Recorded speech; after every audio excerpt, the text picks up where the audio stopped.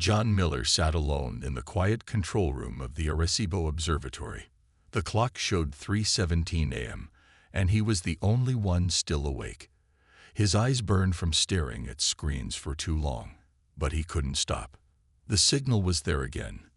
Faint, but definitely not random. For 3 nights now, John had noticed the pattern. It came from somewhere near the edge of our solar system. At first, he thought it was just equipment error. Now he was sure it wasn't. John took another sip of cold coffee and saved the data. He would show Dr. Clark in the morning. She would probably say it was nothing, like she always did, but this time he had proof. The sun was barely up when Dr. Susan Clark arrived at her office. John was waiting, dark circles under his eyes, but excitement on his face. "You need to see this," he said, putting a folder on her desk. "Good morning to you too, John," she said with a sigh. Another signal. Not just any signal. John opened the folder and spread out several printouts. "Look at the pattern. It repeats every 37 seconds. But it's not just repeating. It's solving math problems. Complex ones." Dr. Clark looked closely at the papers. Her expression changed from tired annoyance to careful attention. "This could be a coincidence," she said, but her voice lacked conviction. "For 3 nights. At exactly the same time. Solving progressively harder equations." John shook his head. "Someone is sending this, and they want us to notice." 3 days later, a team of government scientists arrived. They took over the main control room and asked John endless questions. Dr. Clark stood by him, confirming his findings.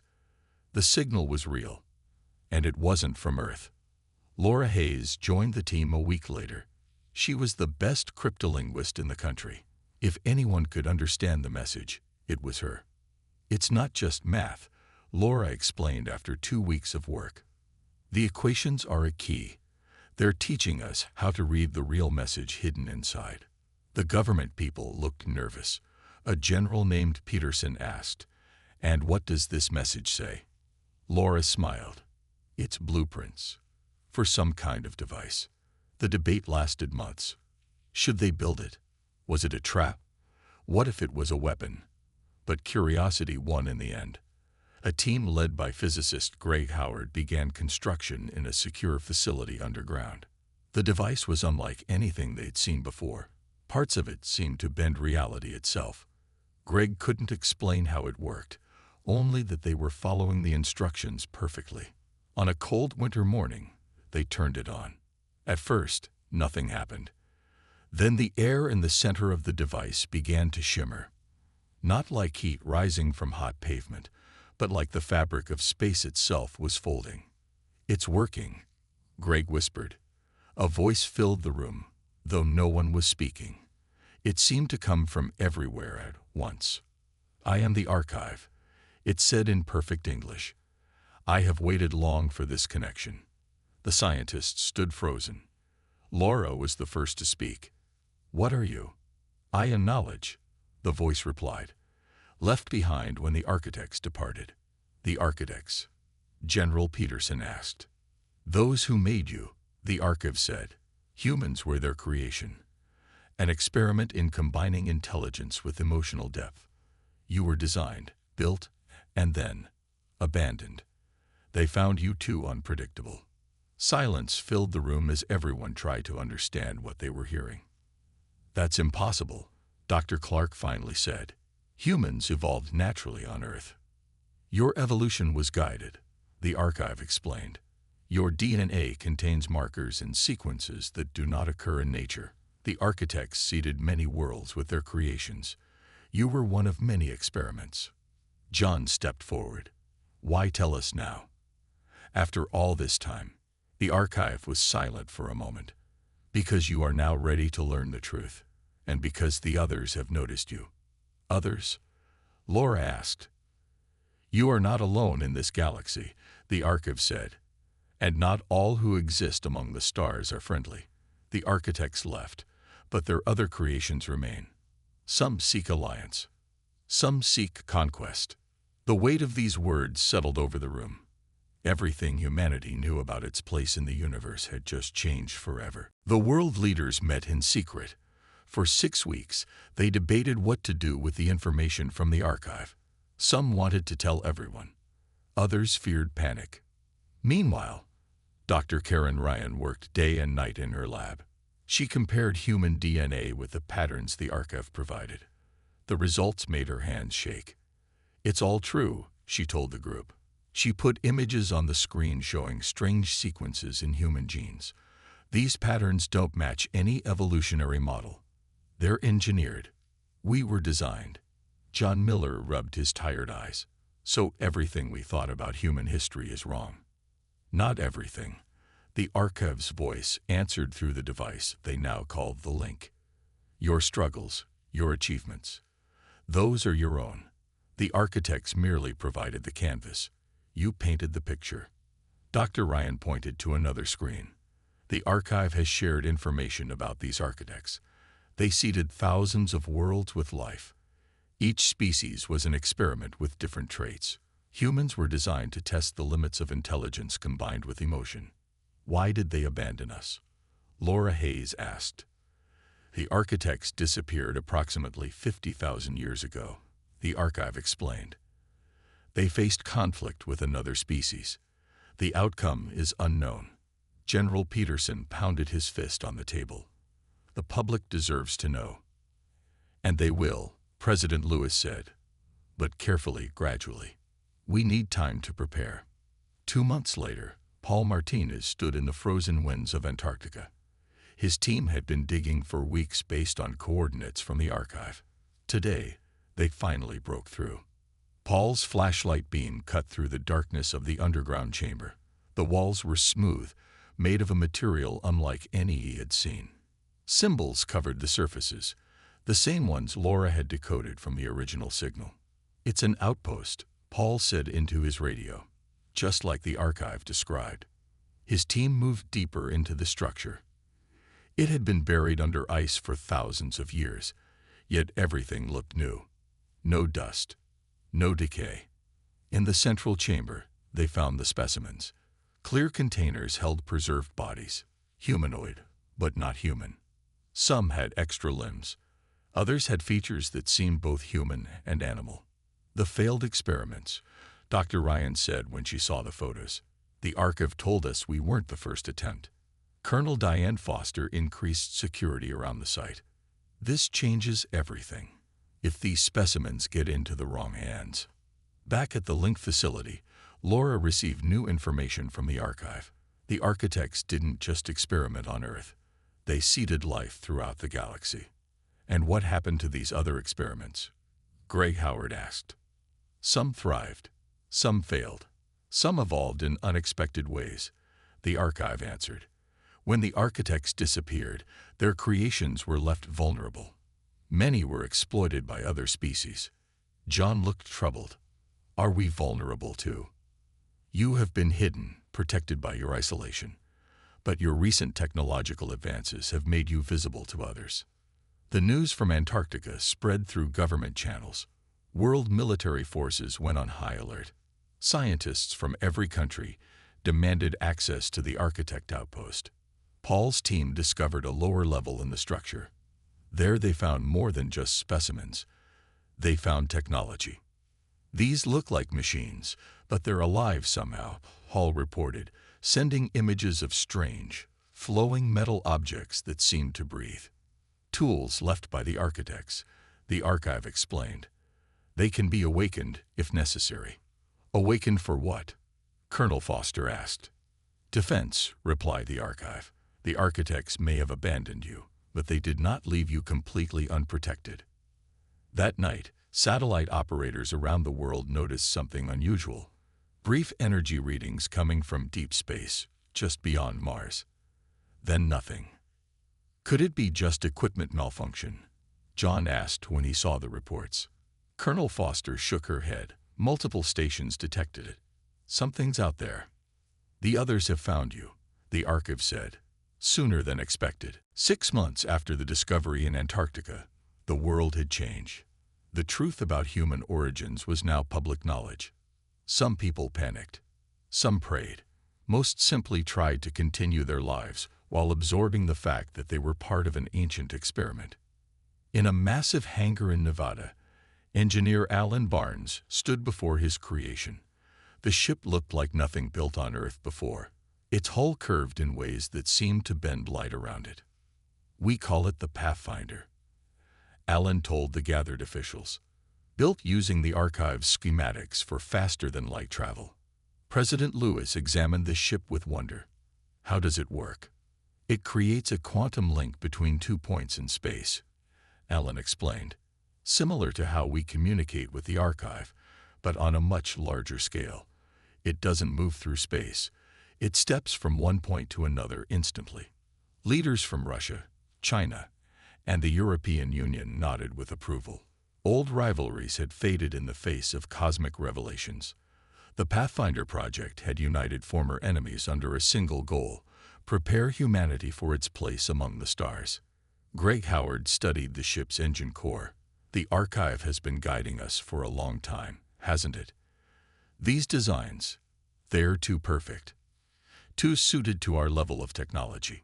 I have provided information when your development reached appropriate stages," the archive confirmed through a portable link device. "Radio, transistors, computing. Each advance received subtle guidance." "Why?"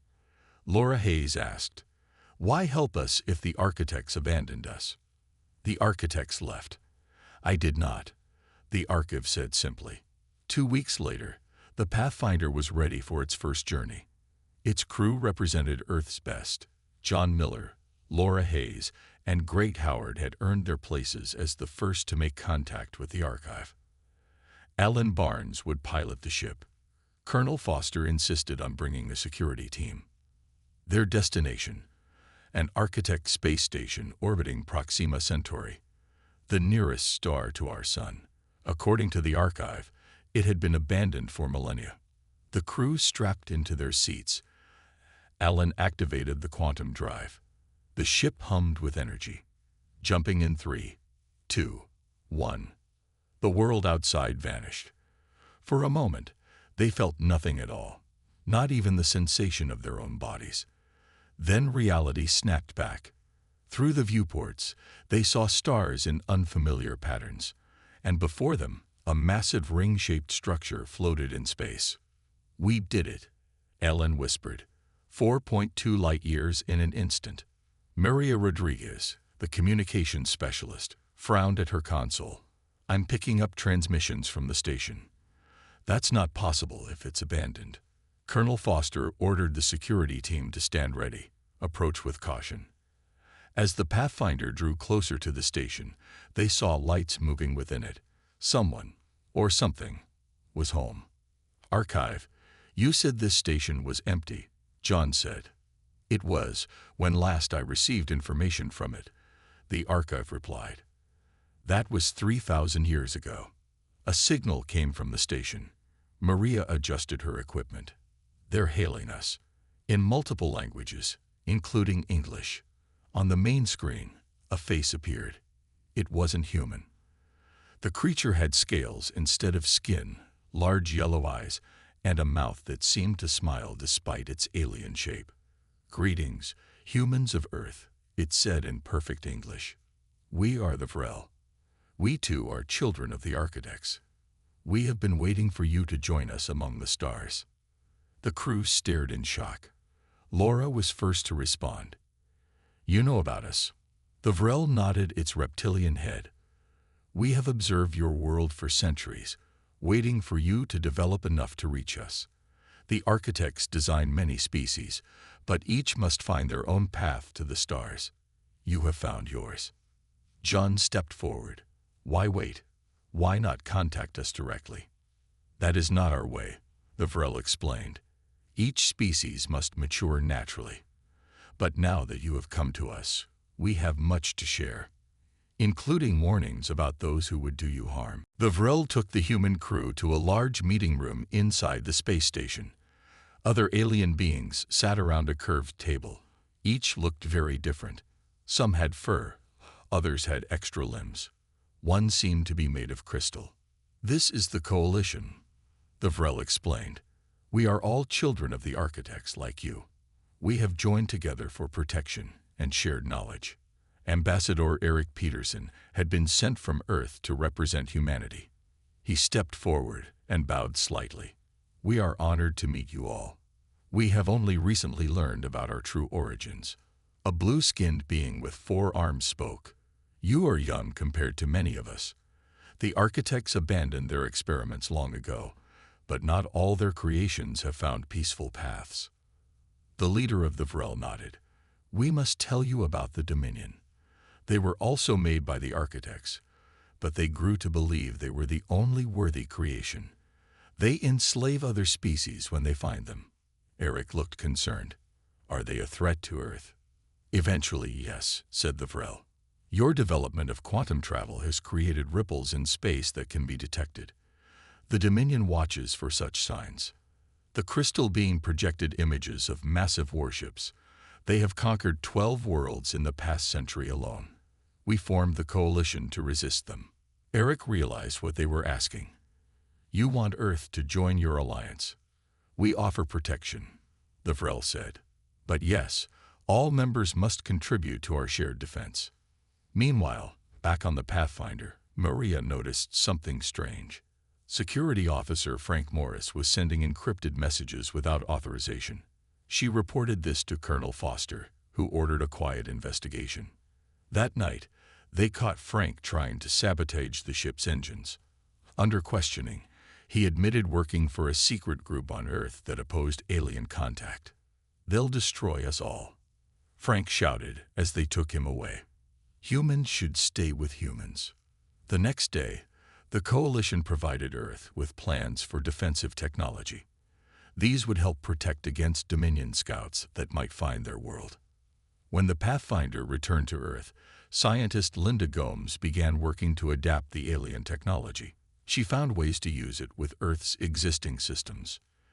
"This shield generator can protect an entire city," Linda explained to the military leaders. "And these sensors can detect ships entering our solar system from light years away." General Joseph Carter oversaw the defense preparations. "How long until the Dominion finds us?" "Unknown," the archive said. "But the Coalition believes your development has already attracted attention." John and Laura spent hours studying the original signal that had started everything. They found hidden patterns they had missed before. "Look at this," Laura pointed to her screen. "There's encrypted data here. It might be some kind of contingency plan from the architects." John nodded. The archive mentioned they left some protections. This could be instructions for finding them. Before they could investigate further, alarms blared throughout the facility. The new detection system was signaling an intruder. General Carter rushed in. "Something just entered the solar system. It's small, probably a scout ship, and it's not responding to communication attempts." The world's leaders gathered in emergency session. The Coalition representatives advised caution. "Observe but do not engage," the Vrel ambassador suggested. "Sometimes they simply look and leave." But the ship moved directly toward Earth, scanning their defenses and communications. "It's mapping our weaknesses," Colonel Foster said. "If it reports back, the Dominion will know exactly where to strike." Against direct orders, Foster authorized the use of the new defense systems. Energy beams lanced out from hidden satellites. The scout ship exploded in Earth's upper atmosphere. "What have you done?" the Vrel ambassador asked in horror. "They will know now for certain that you exist, and that you have Coalition technology." Analysis of the debris confirmed their worst fears. The scout had been transmitting data back to Dominion space the entire time. "How long do we have?" President Lewis asked. "Months, at most," the Coalition representative said. "They will come in force now. You must prepare." Earth changed quickly in the months after the scout ship's destruction. Cities built shields. Weapons based on Coalition designs appeared on every continent. Soldiers trained day and night. General Carter stood in the new Global Defense Center under the Rocky Mountains. Screens showed the positions of defensive satellites and ground stations around the world. "Will it be enough?" he asked. Colonel Foster shook her head. not against their main fleet. The Coalition says the Dominion uses overwhelming force, but will make them pay for every inch.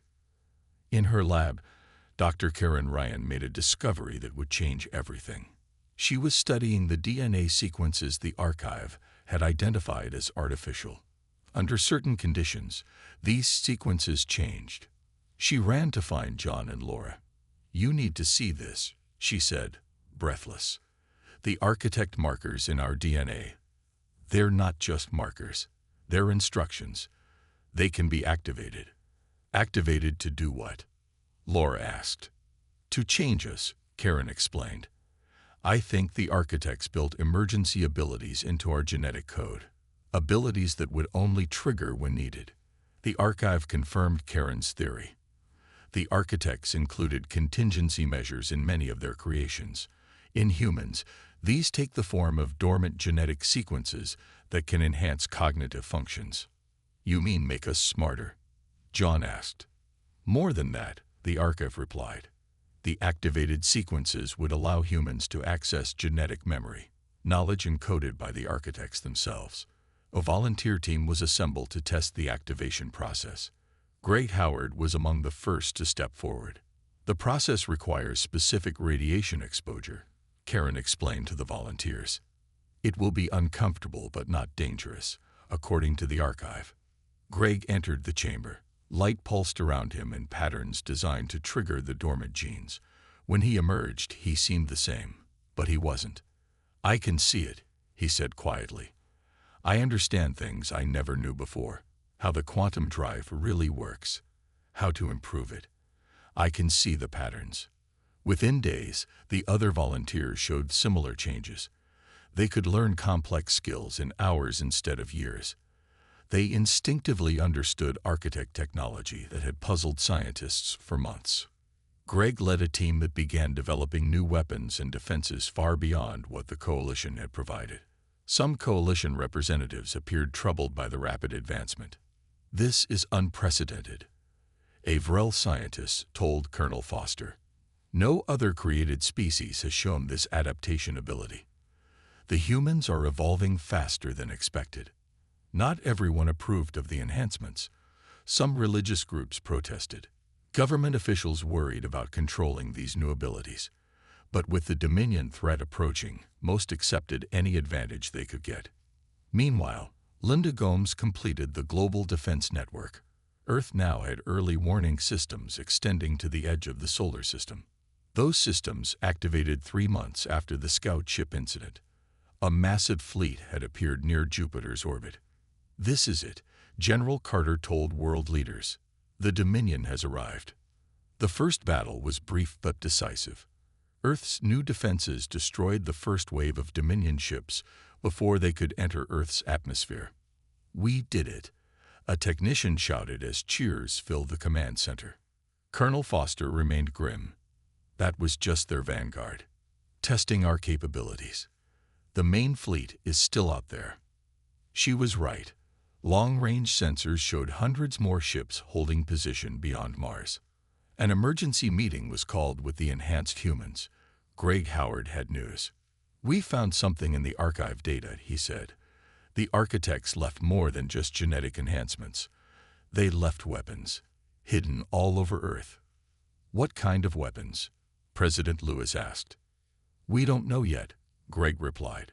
"But the archive has provided coordinates. Some are deep underwater. Others are buried in mountains or beneath deserts." "How do we access them?" General Carter demanded. Greg looked at his fellow enhanced humans. "That's the thing. We think only people with activated architect genes can find and use them." As the meeting ended, new alarms sounded.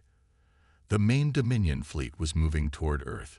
The real battle was about to begin. Greg Howard led a team of enhanced humans to find the hidden architect facilities. They traveled to the deepest part of the ocean, the Mariana Trench. Special submarines took them down where no light reached. At the bottom, they found nothing at first. Then Greg placed his hand on the ocean floor. The rock beneath him began to glow with strange symbols. "It's here," he said through the communication system. "I can feel it." The seafloor opened like a door, revealing a tunnel that shouldn't exist at such depths. Water didn't rush in. Some force kept it out. Greg and his team entered. Inside was a vast chamber filled with technology that seemed to be alive. Lights pulsed along walls made of a material no one recognized. "This is incredible," one of the team members whispered. "It looks like it was built yesterday, not thousands of years ago." In the center of the facility stood a control panel. Greg knew exactly how to use it, though he had never seen anything like it before. His enhanced mind recognized patterns that would have been invisible to him just weeks ago. "This is a defense system," he told the others. "It controls satellites that have been in orbit around Earth for millennia, hidden by some kind of cloaking technology." Back at command headquarters, Laura Hayes had also received the enhancement treatment. Her ability to understand languages and codes had grown beyond anything human. She joined Greg at the underwater facility through video link. "I can interface with the system remotely," she said. "The satellites form a network around the entire planet." When Laura activated the system, sensors around the world detected hundreds of objects suddenly appearing in orbit. They had been there all along, invisible until now. "The architects left us protected," General Carter said in awe. "They didn't abandon us completely." The Vrel ambassador seemed troubled by these discoveries. When pressed, he admitted that the Vrel had never found such defenses on their own world. "This suggests humans were different," he said carefully. "Special among the architect creations." 3 days later, leaders from all coalition species arrived at Earth for an emergency summit. The Dominion fleet remained just beyond Mars, apparently gathering strength. "We must discuss what has been discovered," said the leader of the coalition, a tall being with silver skin. "Humanity's rapid advancement and these hidden architect systems raise important questions."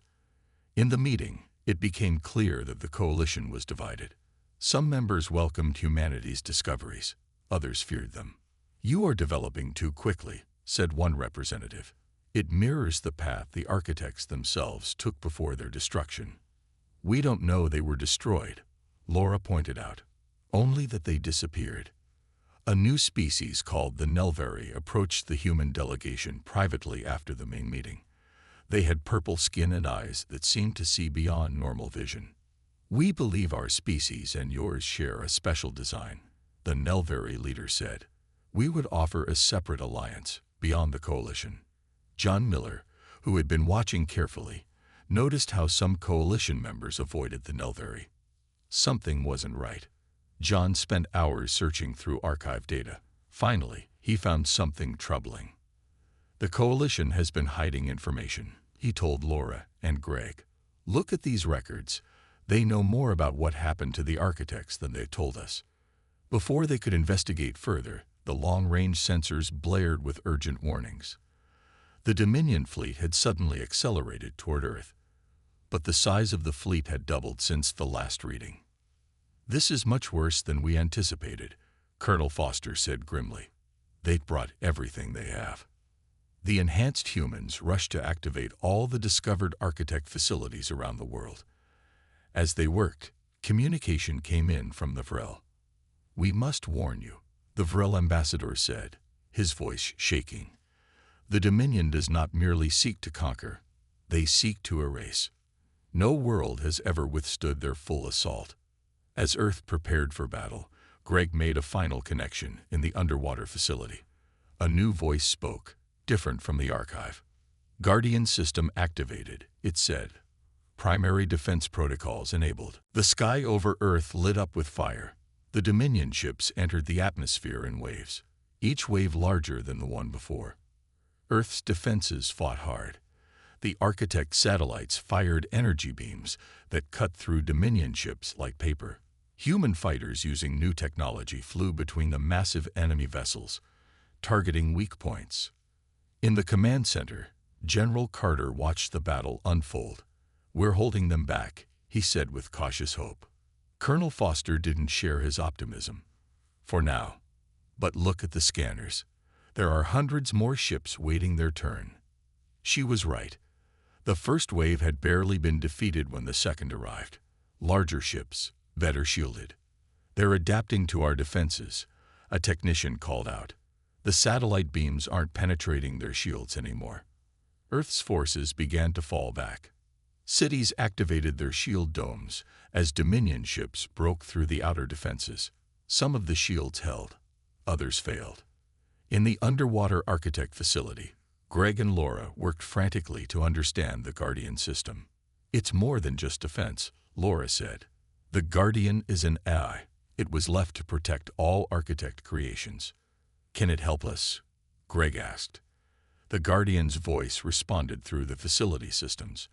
I am designed to activate only in cases of existential threat to architect genetic lineages. This qualifies. Then help us. Greg shouted as reports of falling cities reached them. I must activate all systems simultaneously, Guardian replied. Prepare your enhanced humans. Colonel Foster gathered all 27 humans who had undergone the genetic activation process. The Guardian says you need to access all architect facilities at once. We've located 16 around the world.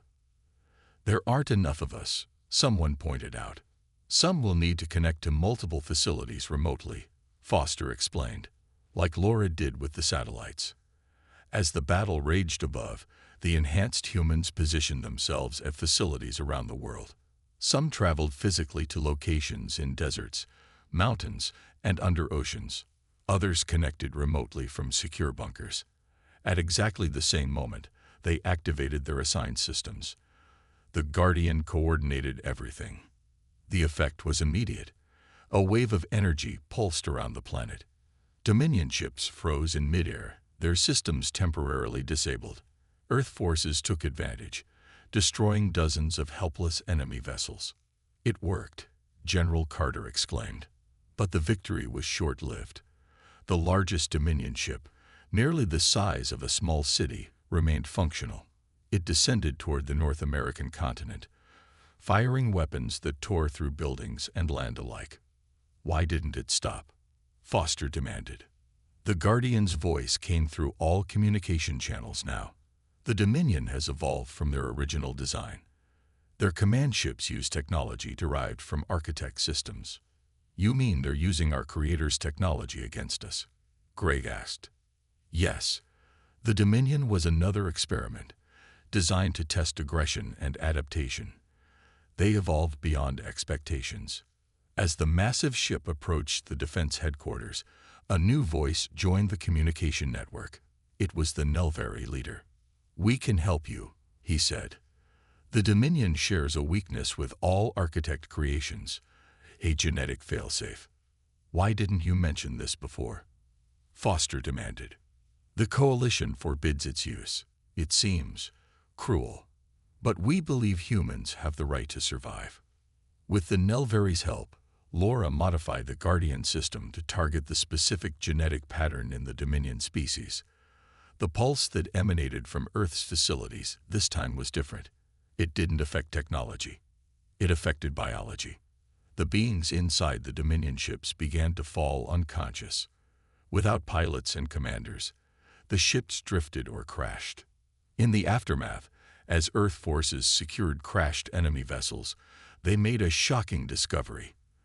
The Guardian provided context. The Dominion ships contain records of their history, it explained. They believe they destroyed the architects long ago in a great betrayal. But the records show something else. The architects weren't destroyed. They transformed themselves, merged with their technology, and departed this galaxy. Why? John asked. To evolve beyond physical form, replied Guardian. But before they left, they created caretakers to watch over their experiments. The Nelvari stepped forward. We were those caretakers, designed to guide and protect. But over time, many of us forgot our purpose. 1 month after the battle, Earth was still cleaning up the wreckage. Fallen Dominion ships dotted landscapes across the planet. Teams of scientists studied the alien technology, learning what they could. The remaining Dominion fleet had retreated beyond the solar system. They weren't defeated completely, just forced back. Everyone knew they would return someday, with new defenses against Earth's weapons. In the underwater architect facility, John, Laura, Greg, and Colonel Foster met with representatives from the Coalition. The mood was tense. "You kept secrets from us," Foster accused the alien delegation. "You knew about the Dominion's origins. You knew about the Guardian system." The Vrel leader bowed his head. "We feared what might happen if humans accessed too much architect technology too quickly. History has shown that rapid advancement often leads to destruction." "That wasn't your choice to make," John said. The Nelvari ambassador stepped forward. "He speaks truth. For too long, we caretakers have forgotten our purpose. The architects intended all their creations to eventually unite, not fight among themselves." Guardian's voice joined the conversation. "I have completed my analysis of all available data. I can now share the complete truth about your origins." Everyone in the room fell silent as holographic images appeared, showing the history of the architects and their creations. "Humans were not simply another experiment," Guardian explained. "You were designed as successors." The images showed the architects, tall beings with six-fingered hands and large eyes, working on Earth millions of years ago. The architects knew they would eventually transcend physical form. They created many species to test different traits, but humans were special. You were given greater potential for both intelligence and emotion.